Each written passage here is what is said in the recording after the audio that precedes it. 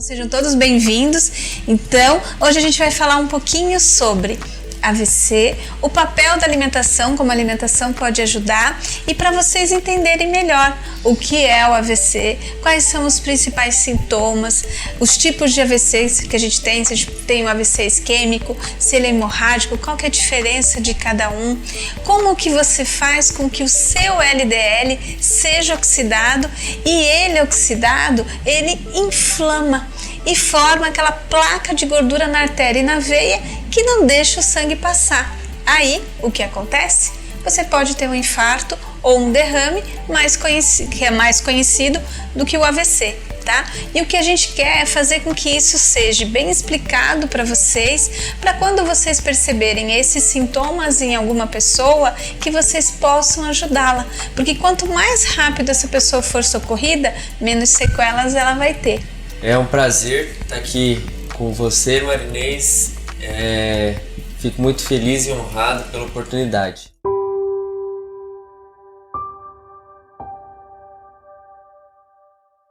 E pode haver dois tipos de AVC.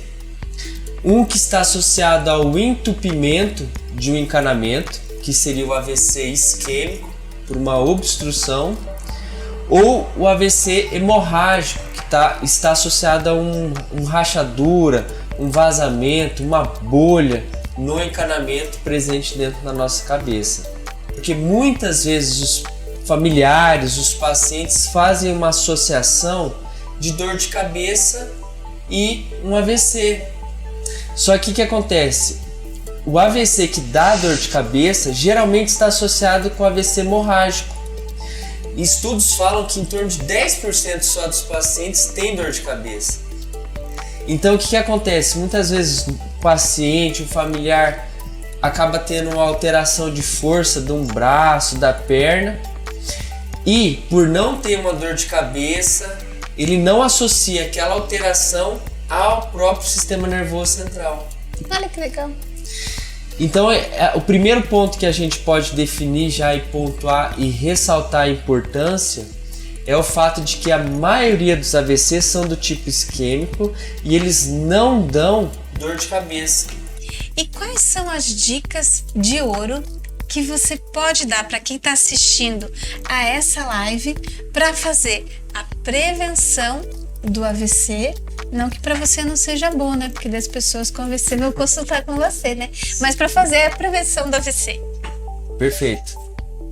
Sintomas, a gente pode dividir sintomas no momento do AVC, que eu vou recapitular, começar pela visão, qualquer alteração de visão, face, qualquer alteração na expressão facial, fala, qualquer alteração de fala, não somente a incapacidade de falar, mas como uma fala desconexa ou qualquer alteração de confusão mental associada à linguagem, força, seja de braço e perna, e equilíbrio. Lembrando que sempre o AVC é uma manifestação de início súbito, isto é, de uma hora para outra, de repente. Quando você tiver um familiar, ou você mesmo, algum conhecido, que teve uma alteração do estado basal, isto é, de como o paciente é, e de uma hora para outra, deixa de ser aquela pessoa que você conhecia e apresenta alguma alteração de início súbito, deve-se levar em consideração a possibilidade de um AVC. Agora, como a gente tinha falado também, existem algumas alterações que são classificadas como alterações transitórias. A amaurose fugaz, que é a perda transitória da visão de um dos olhos, ou a mesma perda de força. E os sintomas que precedem o AVC são os sintomas associados a um descontrole completo dos fatores de risco ou das doenças que desencadeiam o AVC. Picos pressóricos elevados de pressão arterial causando dor de cabeça de forte intensidade ou de moderada intensidade associada à pressão. Alteração de diabetes descontrolado, que o paciente sente muita sede, ou no próprio xixi a pessoa pode evidenciar a presença de formiguinhas. Isso, acredite, acontece. Enfim, Para prevenção, na verdade, não existe um sintoma. Você tem que se prevenir antes dos sintomas. Nós vamos envelhecer, né? E a gente quer envelhecer com qualidade, não é mesmo, Dr. Luiz? E uma das coisas que mais a gente pensa é a gente chegar na longevidade capaz de fazer tudo o que a gente deseja, que a gente não dependa de outras pessoas para executar tarefas básicas, como por exemplo, tomar banho, né, Dr. Luiz? Poder se vestir, poder andar, poder fazer as coisas. Então, o AVC é extremamente impactante nesse sentido, porque você perde a tua capacidade de ir e vir, você perde a sua independência. Não que não seja bom, às vezes é bom a gente estar com as pessoas que a gente tanto ama, mas a gente vai depender deles para fazer muita coisa. Tudo começa pela oxidação do LDL colesterol. Então, o LDL colesterol é ditado como o colesterol ruim. Só que nós podemos ter um LDL de uma molécula bem grande, que ela fica voando pelo nosso sangue. Mas a gente pode ter um LDL pequeno e denso. E é ele que vai aderir na parede da artéria e da veia. E ele é diretamente impactado pela nossa alimentação. Se nós temos uma alimentação que nos protege, como muito bem o Dr. Penzo pediu para falar em relação à dieta protetora, isso vai nos ajudar e muito. Mas se a nossa alimentação é uma alimentação oxidante, o nosso LDL vai ser um LDL oxidado. E como saber se a nossa alimentação é oxidante ou não? Então, primeiramente, eu sei que muitas de vocês que estão aqui me assistindo adoram um docinho. E esse docinho, seja ele aquele açúcar, daquela sobremesa, seja de uma bebida açucarada, seja de um produto de panificação ou confeitaria, que seja um carboidrato refinado, ele é responsável por fazer a oxidação do LDL colesterol. Quando nós não temos um sono reparador, aquele sono gostoso, que a gente acorda revigorado, também é responsável pela oxidação do LDL colesterol. Alguém me falou que às vezes você adora comer uma batata frita, aquela crocante, cheirosa, né, Dr. Penso? Então, quando a gente come fritura, a fritura também faz oxidação de LDL colesterol. E me conta, você come mais alimentos orgânicos ou, ai Marinês, agora tá tudo tão caro, não posso pensar no orgânico não.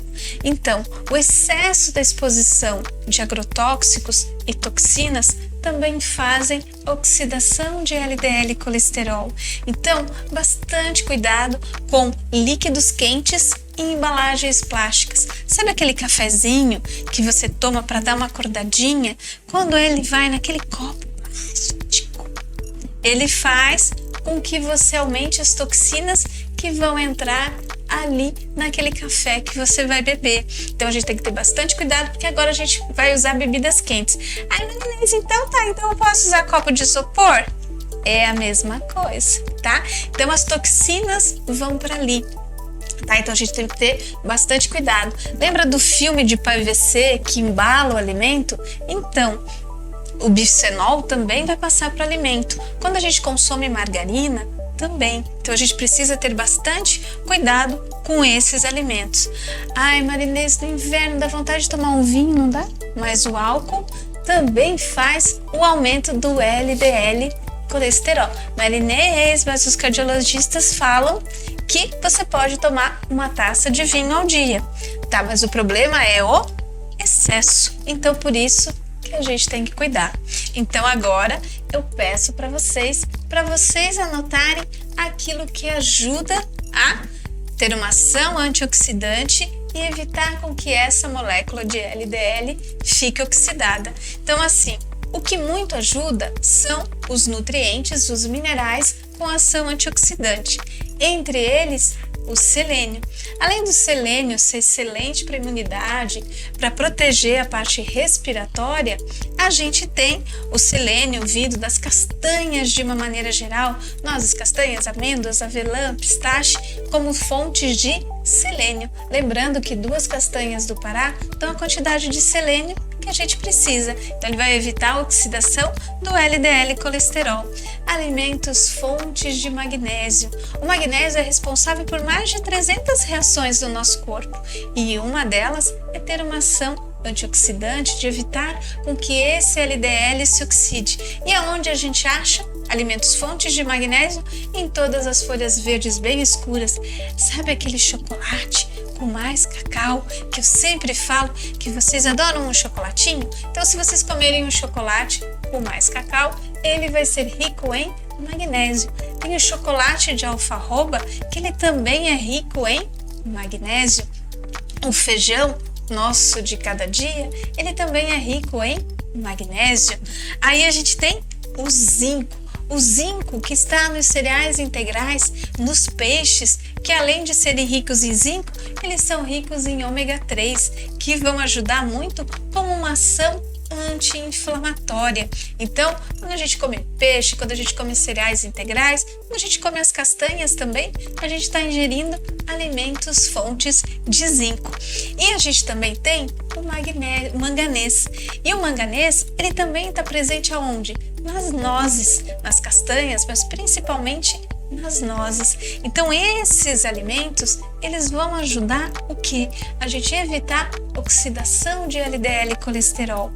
O abacate, além de te ajudar a melhorar o HDL, que é o colesterol bom, ele vai ajudar como fonte de magnésio, como uma ação antioxidante. E a gente tem que lembrar o quê? Que esse colesterol modificado, que é esse LDL mais pequeno e denso, é ele que vai aderir na parede da artéria do vaso e vai evitar com que o sangue consiga ir na sua trajetória, no seu caminho. Então, se pega uma artéria, que foi uma vez que foi muito bem falado pelo Dr. Luiz, o que vai acontecer? Acontece de você fazer um AVC, que é aquilo que a gente não quer. E agora a gente vai falar um pouquinho daquilo que predispõe o AVC, para a gente ficar muito de olho. Então, foi feito um estudo numa grande universidade do Canadá, em que envolveu 32 países do mundo inteiro e foi feito com mais de 26 mil pessoas e entre eles o Brasil estava presente. Então, o número 1 que aumenta a incidência do AVC é a hipertensão. Então, eu vou passar um pouquinho para o doutor Luiz Penzo falar um pouquinho em relação a isso, de alguns cuidados que a gente tem que ter, porque a hipertensão é silenciosa, não é mesmo? Exatamente. E a hipertensão, ela é um dos fatores que mais predispõe o AVC, não é mesmo? Infelizmente, o que acontece é que a maioria dos fatores predisponentes para o AVC, eles não causam sintomas propriamente dito. Então o que acontece? Você pontuou muito bem que tudo começa com um processo inflamatório.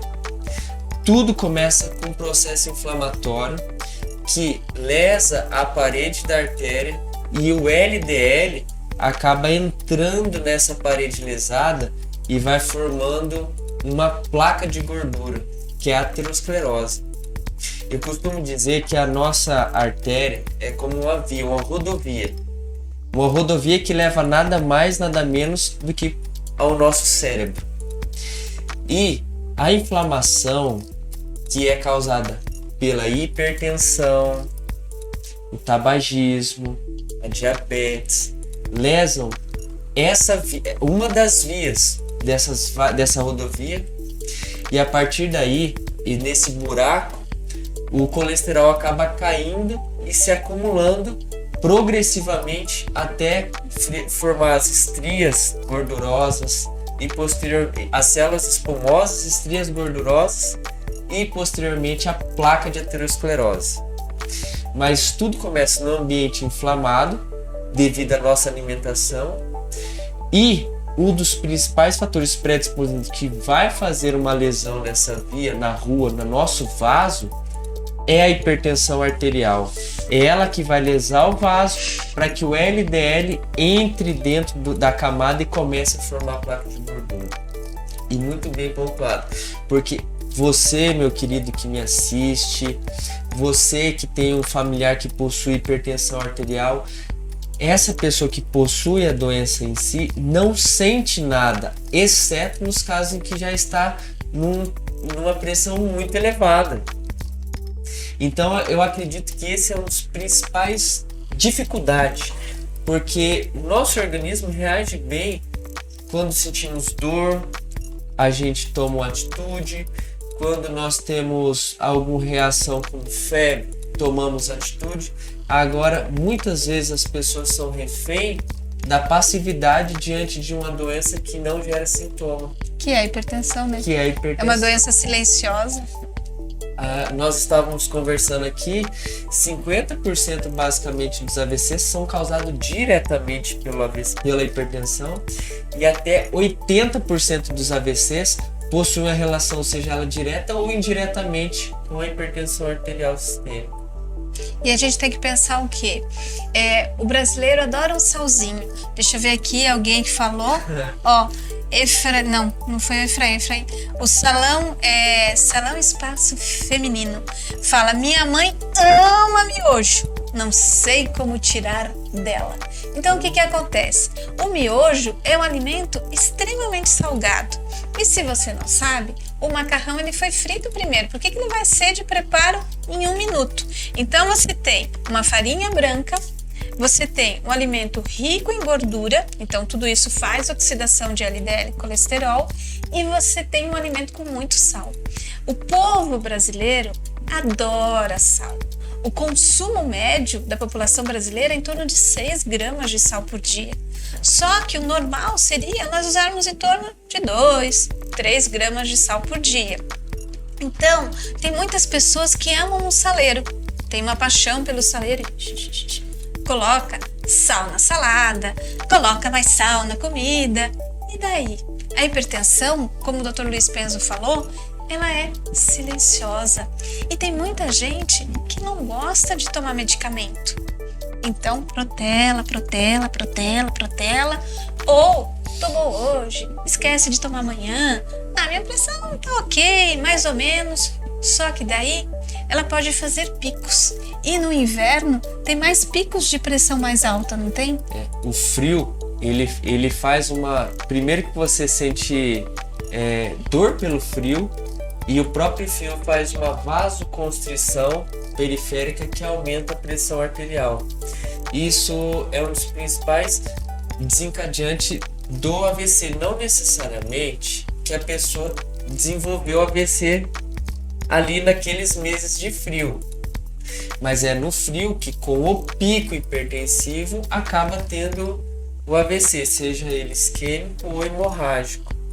Então, o que é interessante pegar esse ponto, que até para falar o seguinte: o AVC ele não é desenvolvido de um dia para a noite. Você pode ter um AVC do dia para a noite, mas foram anos de cultivo de um hábito de vida inadequado, de uma alimentação inadequada, de hábitos que foram mais determinantes para malefícios para a sua saúde do que para benefícios. Então, quando a gente pensa em prevenção do AVC, a gente não pode esperar um sintoma como dor de cabeça associada ao pico hipertensivo ou formigamento de braço para tomar uma atitude. Nós temos que pensar agora nos nossos cuidados para o futuro. O que a gente considera como uma alimentação protetora? Quando a gente considera uma alimentação protetora, é aquela alimentação que dá nutrientes para a nossa célula. Que a nossa célula, a hora que vê aquele alimento, ela vibra de felicidade. Então, é uma alimentação com característica anti-inflamatória. Porque os alimentos que oxidam, eles inflamam, como o Dr. Luiz falou muito bem. O AVC, ele vem de um processo inflamatório. Quando a célula espumosa, ela está inflamada. O processo arteriosclerótico, ele é um processo inflamatório. Quando eu falei para vocês para não comer alimento gorduroso, fritura, evitar açúcar, evitar doce, cuidar com agrotóxico, cuidar com toxinas, eu estou falando em relação a alimentos que têm uma ação oxidante.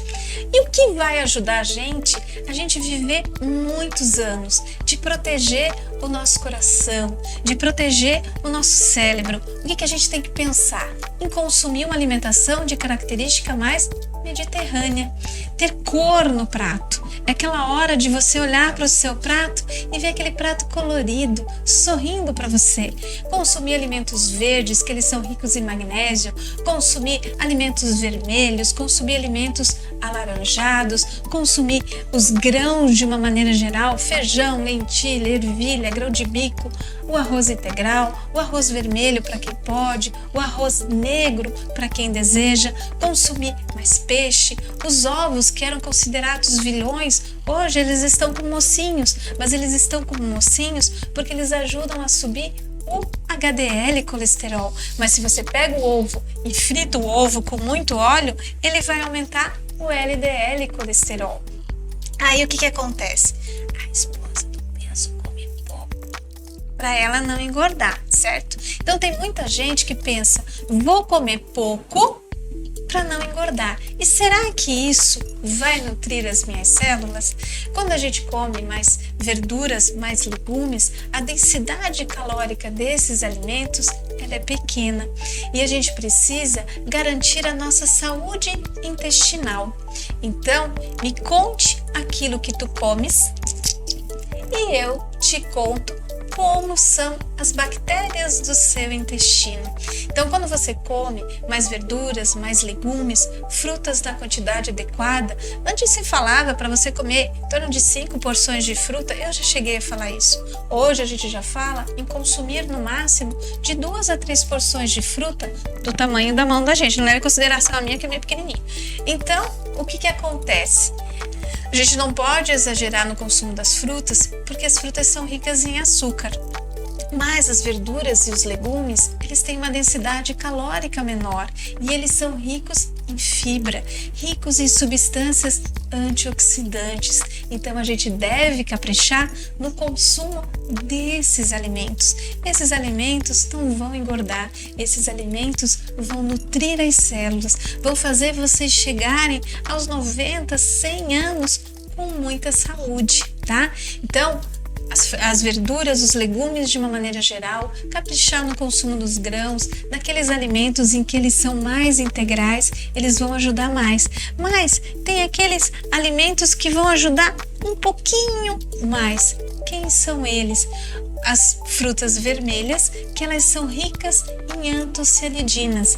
As antocianidinas, elas são poderosos antioxidantes. Então, quando a gente os come, por isso que a gente fala, os médicos muitas vezes falam, a gente também fala, em relação a tomar vinho. Mas é tomar vinho? Porque, a bem da verdade, as uvas, elas são ricas em resveratrol. E o resveratrol, ele é rico em antioxidantes e antocianidinas. E o resveratrol, para ele ser melhor absorvido, ele precisa de um pouquinho de álcool. Por isso que o vinho faz tanto bem. Só que em contrapartida, o álcool ele tem a capacidade de endurecer as artérias e veias. Então, se perde a maleabilidade. Então, por isso que a gente tem que cuidar com o consumo de vinho, de bebidas alcoólicas. Existe uma recomendação, como o Dr. Luiz perguntou, quantas vezes por semana eu devo comer peixe? Quantas vezes na semana eu devo comer carne vermelha? O que a gente sabe é que a carne vermelha é rica em ácido araquidônico. Esse tipo de ácido graxo, de gordura, é extremamente pró-inflamatório. E ele, porque quando a gente fala de carne vermelha, quanto mais sangue aquela carne tem, isso quer dizer que a gordurinha do boi passa por onde? Pelo sangue. Então, você comendo muita carne vermelha, você propicia o aumento do LDL colesterol. Então, quando a carne é mais pálida, ela vai ter menos LDL colesterol, mas o ácido araquidônico continua tendo. E esse ácido araquidônico, ele é pró-inflamatório. Então, se a gente for consumir carne vermelha, consumam carne vermelha 1, 2 vezes na semana no máximo. E hoje, como a carne vermelha está tão cara, então a gente está comendo menos carne vermelha. Então, a carne de porco, por exemplo, ela é similar, ela tem a mesma estrutura química do nosso músculo. Então, desde que a gente não coma uma carne de porco frita na gordura, uma carne de porco mais gordurosa, a carne de porco acaba sendo uma boa opção. O frango, de preferência que não seja um frango de granja, ele também é uma boa opção. E o grande quê da vez é em relação ao peixe, porque o peixe ele é rico em ômega 3 e o ômega 3 tem uma ação anti-inflamatória. Mas aonde está o ômega 3 do peixe? Está na gordurinha do peixe. Então, aquela gordurinha cinza que você vê quando você, por exemplo, vai comprar um peixe, quando você fala, por exemplo, de um salmão que tem ali entre a pele do salmão e a carne do salmão, que daí é bem visível de ver, no salmão é mais fácil de a gente perceber, mas pode ser na sardinha, que é um peixe mais barato, pode ser no atum, pode ser agora, daqui a pouquinho, vem a época da anchova, vem a época da tainha, nós que moramos no sul do país. Então esses peixes, eles são ricos em ômega 3, mas a gente precisa comer essa gordurinha. Ah, mas eu como sashimi. Mas quem ficou com a gordura? O lixo, que tá cheio de ômega 3, porque normalmente quando a gente come o sashimi, se tira a pele do peixe e a gordura do peixe vai para onde? Para o lixo. Aí, claro que o lixo está precisando, né, de um ômega 3 assim para ficar turbinado. Então, a gente tem que lembrar disso. Então, quando a gente faz um peixe assado, por exemplo, um salmão assado, deixe ele com a pele. Para quê? Mesmo que você não coma a pele do peixe, mas aí você está ingerindo o ômega 3, que ajuda muito. Da minha parte, eu termino com uma citação do Albert Einstein que diz assim: uma pessoa inteligente resolve um problema, mas um sábio previne o problema. Então, que nós possamos ser sábios e prevenir o problema.